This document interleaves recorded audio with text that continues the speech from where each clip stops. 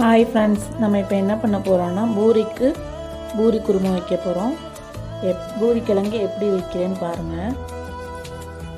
First நான் இந்த மாதிரி குட்டி குட்டியாக உருளைக்கிழங்கு சும்மா குட்டி குட்டியாக 5 உருளைக்கிழங்கு எடுத்து வச்சுருக்கேன். இங்கே பாருங்கள், இது சைஸை பாருங்கள், குட்டியாக இருக்குது. 5 எடுத்து வச்சுருக்கேன். 5ஐயும் கட் பண்ணி தண்ணியில் போட்டு ஃபஸ்ட்டு வேக வச்சுக்கலாம். இந்த மாதிரி உருளைக்கிழங்கு 2 கட் பண்ணி தண்ணியில் போட்டு தேவையான அளவு உப்பு சேர்த்துக்கிட்டு வேக வச்சுக்கிறேங்க. நான் எனக்கு தேவையான அளவு உப்பு போட்டுக்கிறேன். உப்பு போட்டு வேக வச்சுக்கிடுவோம். இதை வேக வச்சு எடுத்துக்கிடுவோம்.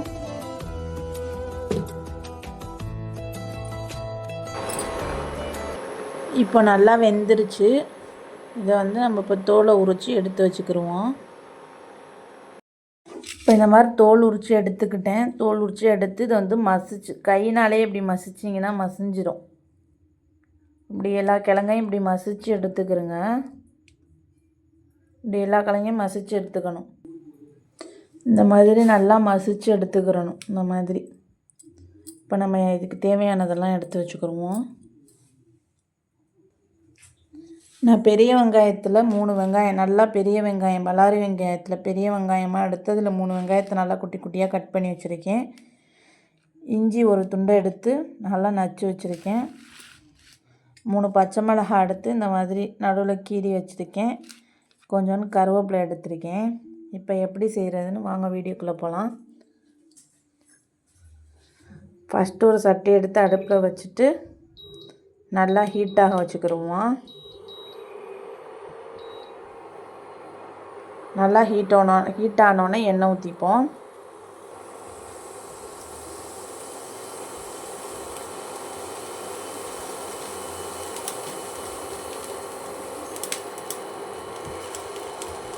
இப்போ நல்லா ஹீட் ஆகிடுச்சு.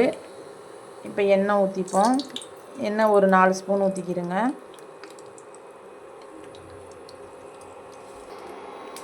கடுகு 1 ஸ்பூன் போட்டுக்கிறேங்க. கடுகு நல்லா பொரிஞ்சோன்னே கருவேப்பிலையை போட்டுக்கிறேங்க. கருவேப்பிலை நல்லா பொரிஞ்சோன்னே வெங்காயத்தை போட்டுக்கிட்டேன். வெங்காயம் நல்லா வதங்கணும். இப்போ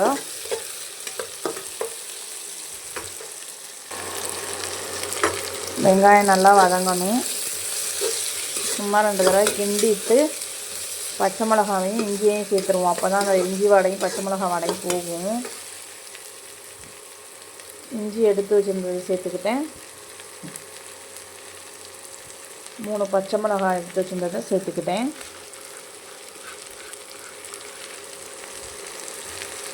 நல்லா கிண்டிடுவோம்.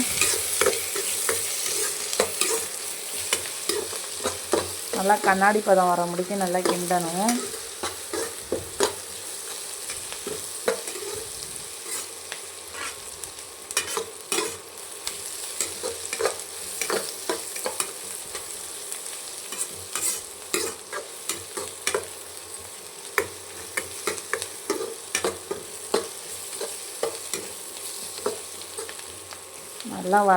நல்லா வதங்கணும்.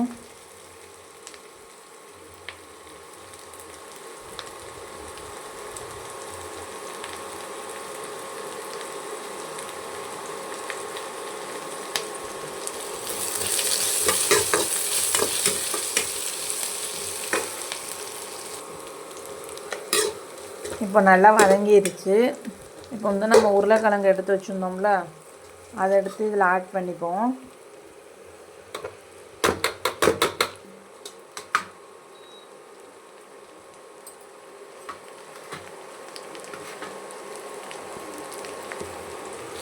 சேர்த்துட்டு நல்லா கிண்டிக்கிடுவோம்.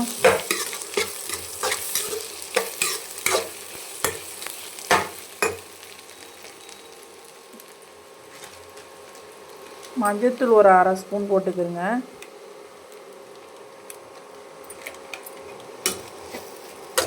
ஸ்பூன் போட்டு நல்லா கிண்டிக்கிடுவோம்.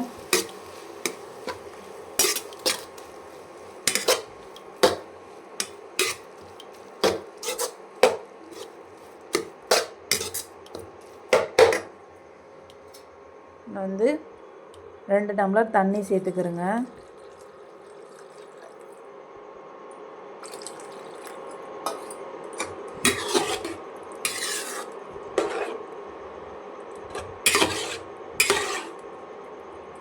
இதில் வந்து தேவையான அளவு இப்போ உப்பு போட்டு மூடி வச்சுருவோம்.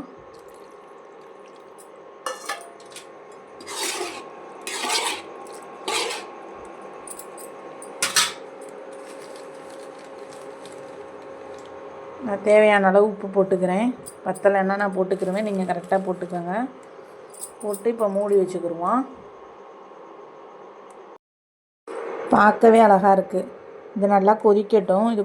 அதுக்குள்ளேயே நம்ம வந்து கொஞ்சோண்டு பொட்டுக்கல்லை எடுத்து மிக்சியில் போட்டு அரைச்சிக்கிடுவோம். மிக்ஸி ஜார் எடுத்துட்டேன். வந்து கொஞ்சோண்டு சும்மா 2 ஸ்பூன் அளவு எடுத்துக்கிட்டு நல்லா நைஸாக அரைச்சிடணும். தண்ணி ஊற்றாமல் பவுட்ரு ஆக்கிக்கிடுவோம். அரைச்சி எடுத்துக்கிறேன்னா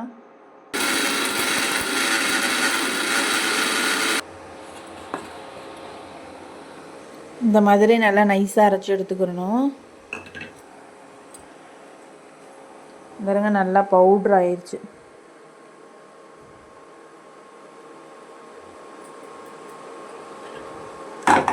இது இப்போ கொதிச்சுக்கிட்டு இருக்கு.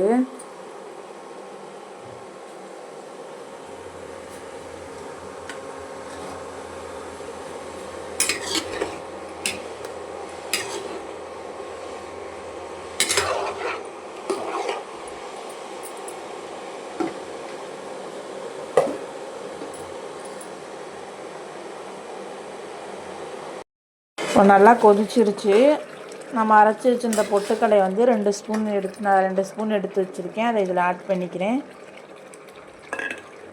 பொட்டுக்கடலை மாவு வந்து சும்மா கம்மியாக கொஞ்சமாக தான் சேர்த்துக்கணும், இல்லைன்னா டேஸ்ட் நல்லா இல்லாமல் முடியும்.